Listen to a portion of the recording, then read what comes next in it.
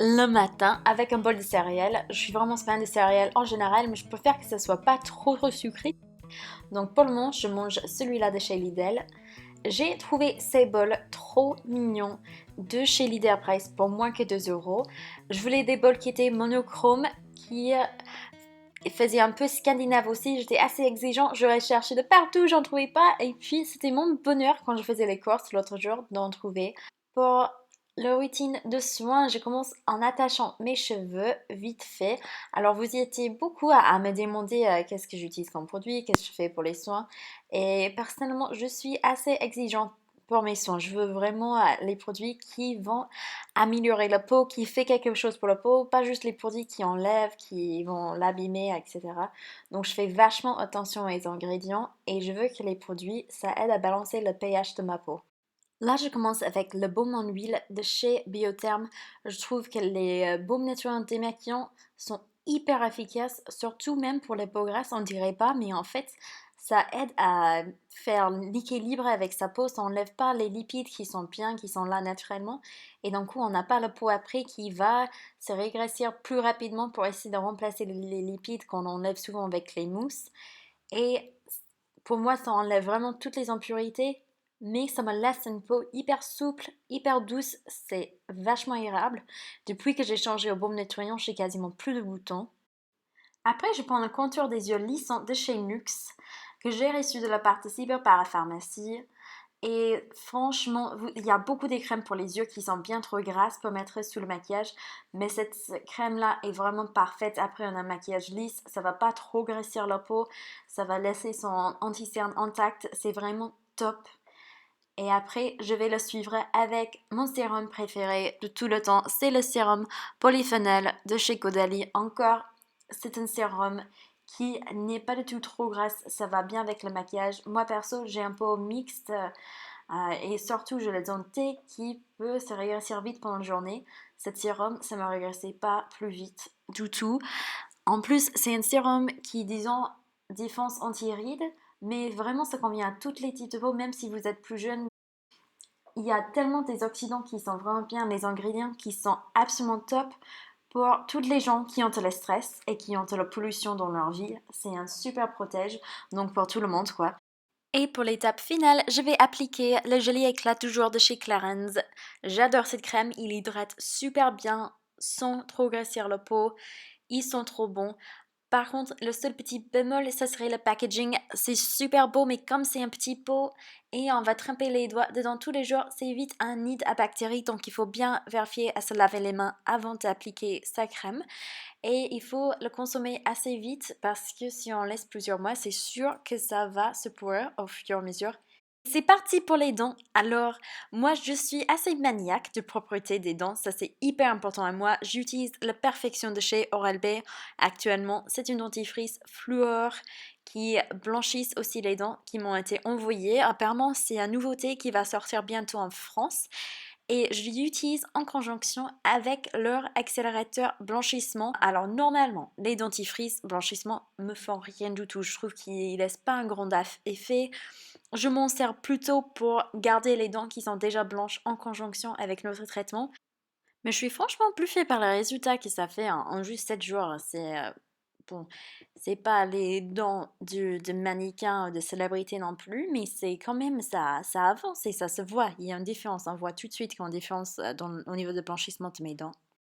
J'ai déjà pris trop de temps à me préparer, donc je vais vite fait passer un fer à liser. Je commence avec une spray anti-chaleur parce que c'est super important de ne pas frire ses cheveux. Hein. Il faut bien les protéger à chaque fois. Et je suis avec le Dengal Teaser pour enlever toutes les petites nœuds qu'ils peuvent avoir. Chaque jour, j'aime bien mettre une petite huile pour les cheveux. Avant, j'étais vraiment pas pour les huiles pour les cheveux, vu en plus que j'ai des cheveux bien fins. Mais cette huile, ça m'aide vraiment à réparer toutes les petits fins fourchus et je l'adore. C'est le 3 Miracle Oil de chez Ozzy, ça sent super, mais genre super bon. J'ai le même fer à liser que j'ai pris quand j'étais étudiant sur Grenoble. Alors, j'ai pris le fer à liser et le sèche-cheveux qui était le moins cher chez Carrefour, juste pour m'en servir pendant une année. Mais finalement, j'utilise toujours les mêmes produits. Et je trouve que ça fait aussi bien l'affaire. Alors, si dans les commentaires vous avez déjà essayé un fer à lisé ou un sèche-cheveux qui était plus cher, que vous croyez ça valait, qu'il y a une vraie différence, s'il vous plaît, expliquez-moi dans les commentaires parce que je suis bien curieuse si ça pourrait bien faire une différence. Pour moi, je crois pas trop, j'ai des doutes, mais peut-être je me trompe.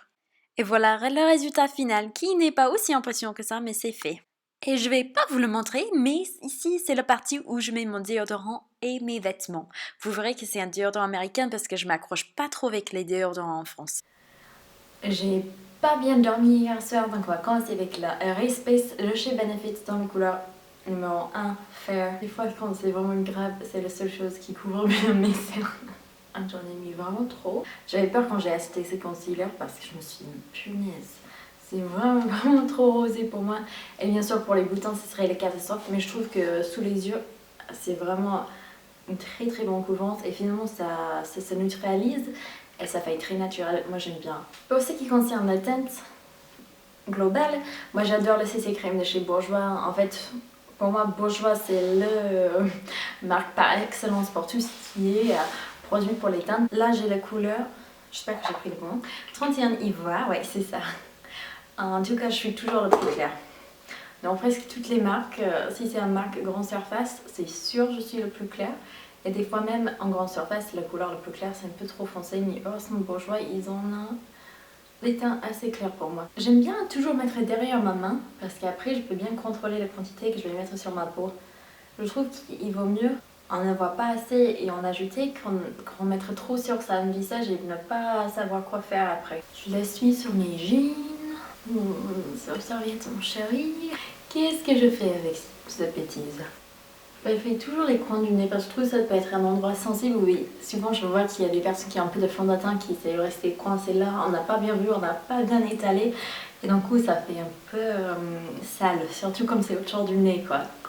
C'est pas mon kiff. Je vais prendre mon poudre Healthy Bounce Je vais prendre le poudre Healthy Bounce de chez Bourjois. Cette poudre est top pour laisser une couvrance vraiment naturelle.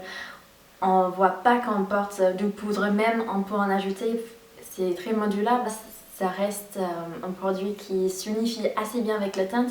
Moi je déteste quand il y a l'effet poudre qui est assise sur la peau. Donc pour moi ça c'est la poudre par excellence. Vous pouvez voir, c'est la poudre que j'utilise tous les journées. J'ai une nouvelle poudre d'une autre marque mais j'ai pas vraiment envie de la tester parce que je sais déjà à quel point j'adore cette poudre. Donc j'hésite encore, même si cette poudre est vraiment à la fin de sa vie. Je mets un tout petit peu sur les paupières aussi, ça va aider à tenir mon fard à paupières sans que je mette un primer parce que je ne retrouve pas le mien actuellement. Je prends cette blush crème de chez Colourpop dans la couleur Prenup. Ils n'ont pas exagéré sur la qualité de ces blushs. Ils sont vraiment super pigmentés, super beaux. Ça s'estompe tellement joliment sur la peau. Moi, franchement je les adore. Mon seul regret c'est qu'il faut utiliser Shipitu si on veut les commander des États-Unis ou je vous avoue dans ma cas je triche, je les envoie chez ma mère et puis je demande à ma mère de me les envoyer.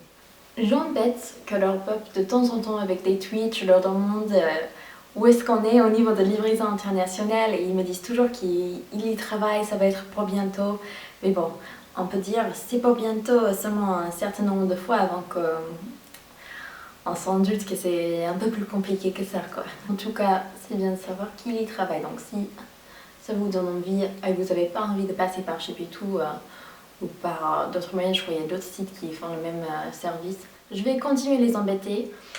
Si vous voulez me joindre et les embêter également sur Twitter avec les mails, etc., leur demandant quand est-ce qu'ils vont arriver en France, peut-être ça va les encourager et ils verront qu'il y a un marché pour ça. Je prends le 105 Luxe Highlight de chez Zoeva et je l'ai eu pour Noël. J'ai eu le numéro 1 sur mon wishlist, le truc que je voulais vraiment le plus. Et je vous en dirai plus dans une autre vidéo. Mais ça... malheureusement ça vaut le coup je vais dire. Je trouve qu'avoir je vais avoir du mal à dire le mot, un illuminateur à ce prix-là, c'est un peu scandaleux. Mais puis je l'ai essayé et j'ai dit, ah oui, je comprends. Après, c'est sûr, c'est peut-être pas quelque chose qu'on peut s'offrir à tous les mois. Mais si on peut demander ça en tant que cadeau, c'est vraiment sympa. Encore je crois qu'il faut passer par le moyen de Shipitu pour le moment. Becca n'est pas encore facilement trouvable en France. Là j'en ai mis trop sur ses côtés. Le truc aussi avec ces illuminateurs, qui ne m'est jamais arrivé avec un illuminateur auparavant, c'est que ça dure vraiment toute la journée. À la fin de journée, j'ai encore les mêmes. Donc des fois ce que j'aime bien faire, c'est je prends cette couleur qui est le plus foncé. Je vais pas faire aujourd'hui comme j'ai déjà fait avec le Champagne Pop de Jaclyn Hill. J'en ai déjà mis ici, ça c'est mon illuminateur préféré.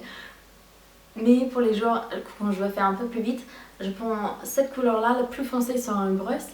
Et je le mets tout légèrement sur le blush, directement sur le blush, pas en tant qu'highlighter mais juste sur le blush pour faire un blush topper, on appelle ça en anglais, pour ajouter, pour définir un peu plus la couleur, pour la changer un tout petit peu. Et ça fait en sorte que mon blush tient vraiment toute la journée, c'est un truc de dingue. Aussi pour Noël, ma soeur m'a acheté le Walking on Eggshells de chez... Oh, I forgot the brand name, darn it! De chez Wet n Wild. Franchement, il y a la qualité là est vraiment dingue et vous pouvez trouver ça je crois sur Amazon pour vraiment pas très cher. Mais celui-là, j'ai pas encore testé les autres, mais Walking on Eggshells, franchement la qualité est là. Je vais sûrement m'en servir de 2 couleurs aujourd'hui parce que je veux vraiment faire simple. Aussi j'ai la petite qui dort mais je prends vraiment trop longtemps à filmer cette vidéo donc je sais pas quand elle va se réveiller, j'ai un peu peur. Je vais tout bien estomper avec le Zoeva 227. Si vous pouvez acheter seulement un pinceau de chez Zoeva, ça devrait être ce pinceau-là. Je ne sais pas si ça se voit sur la caméra, mais je trouve que j'ai vraiment trop de highlighter sur ses côtés. Donc je vais venir avec le powder brush de chez Elf. Je vais essayer juste d'estomper un tout petit peu. Ah voilà, déjà ça va mieux. Ce n'est pas Halloween, je tente pas d'être une fée, donc ça en était trop. Là voilà, c'est un peu plus naturel, je suis contente. J'ai le kit pour les sourcils de Elf en dark foncé. J'en avais déjà parlé plusieurs fois sur ma chaîne donc je vais pas trop vous ennuyer avec les détails mais franchement il est top. Et c'est ça que je mets quand je veux vraiment avoir les sourcils bien définis. Là je suis en train de mettre la poudre. Vous en étiez beaucoup à me conseiller d'aller chez l'atelier de sourcils quand je vous avais posé des questions. Et j'ai vu qu'ils en ont aussi sur Montpellier, j'ai vu les avis, apparemment c'est top aussi sur Montpellier que sur Lyon. Donc j'ai hâte de tester ça, mais pour le moment je laisse pousser mes sourcils. Et je dois avoir 1, 2, 3 petits trucs avant d'y aller, avant de prendre rendez-vous. J'ai commencé tout récemment à tester le Super Sizer de chez CoverGirl dans la couleur très noire. Au début j'ai hésité à la prendre, j'ai vu en magasin, je me suis dit j'ai entendu bien, je sais pas si ça valait le coup. Mais le problème quand j'ai regardé, il leur restait comme marron, ils avaient toutes vendu, toutes vidé leur énorme stock de toutes les noires et de toutes les très noires. Moi je me suis dit hop, là peut-être il y a quelque chose, je vais regarder. Prochain magasin, même chose. Toutes les noires de Super Sizer étaient vendues. Ah là, il y a quand même quelque chose, je pense que ça doit être un mascara assez voulu. Et dans le 3e magasin, j'en ai trouvé, donc je suis très contente. La première fois que j'ai utilisé, je vais pas vous mentir, je trouvais que ça faisait beaucoup dépaqué. Finalement, c'est pas le cas si on l'applique bien. Et aussi, je pense que c'est le genre de mascara où ça devient un petit peu mieux avec le temps. Si vous voyez ce que je veux dire, quand c'est un peu moins moelleux. J'ai appris l'année dernière que tu es censé de remplacer vos courbes-cils tous les ans. Et moi je le fais pas, je vais vous dire. Je trouve que ça c'est une perte d'argent, surtout si vous vous dites bon cette année je vais investir, je vais acheter celui qui coûte 25 €. Si ça me coûte 25 € et c'est un métal, je m'attends à ce que ça me dure au moins 2-3 années quoi. Après remplacer les petits coussins là, je trouve ça hygiénique et nécessaire, mais remplacer toute la mécanique, bon si c'est pas cassé je le remplace pas. Alors cette mascara une petite, je me recule pour que ça soit, pour que vous puissiez bien voir. Voilà, c'est une bâton toute petite avec des petits dents qui sortent, c'est assez bizarre. J'ai jamais vu un bâtonnette comme ça pour les mascaras. Et donc j'avais des doutes au début, mais finalement ça fait plutôt bien son boulot. Alors on n'est pas censé de faire comme ça, comme avec un mascara traditionnel. Ils disent on commence en bas et on roule jusqu'à en haut. Alors ce n'est pas un mascara waterproof qui m'a assez déçue. Je voulais trouver en version waterproof, j'ai pas trouvé. J'imagine que ça doit exister quelque part, mais déjà juste pour voir la simple, c'était tout vendu, donc le waterproof je vous en dis pas même. J'ai pas même vu où ça pourrait s'acheter. Est-ce que vous voyez la différence? Ah c'est énorme. Oh punaise. Ça me dure sur moi, ça dure toute la journée. Ça fait pas les cils crispés, un peu comme mon cil sensationnel de chez Maybelline, je l'adore, mais ça fait des cils encore bien crispés, bien solides. Celui-là, il laisse pas des petites flacons de neige noire sous les yeux, il ne fait pas du tout l'effet panda. Il agit comme moi, sur presque comme waterproof. J'irai pas faire la natation avec cette mascara, mais il est quand même impressionnant. Je vais même mettre en bas. Et ça c'est quelque chose que je fais jamais avec les mascaras qui sont pas waterproof. Non, si je mets sur les cils en bas et c'est pas un mascara waterproof, j'ai des yeux bien de panda à la fin de journée. C'est pas beau, mais avec ça, mascara c'est pas un souci. Si on n'a pas l'habitude de tourner le truc comme ça, c'est vraiment...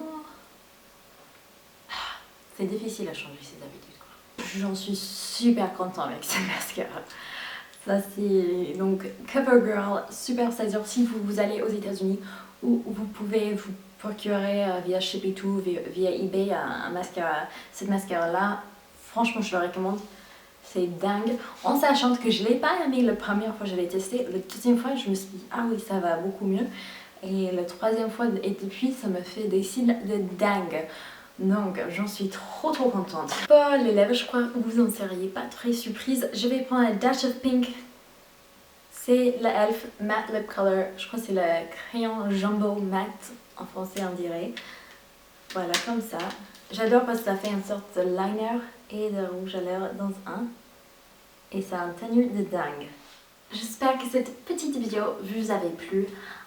Moi je suis trop contente avec le maquillage que j'utilise en ce moment. J'ai hâte pour les favoris de janvier et février parce que franchement j'ai une tonne, j'ai découvert pas mal des super produits en ce moment et j'ai trop hâte de les partager avec vous. Si vous avez des idées de vidéos que vous aimeriez voir pour cette nouvelle année, n'hésitez pas à les mettre. J'en ai déjà prévu pas mal. Pour le moment, comme je vous avais dit tout à l'heure, c'est juste une question de jongler le temps, de voir quand est-ce que je peux filmer, quand il fait beau dehors, quand ma fille dort, quand personne travaille, etc. Parce que c'est un peu compliqué sinon. Mais je vous aime très fort et on se verra dans la prochaine vidéo, j'espère. Ciao!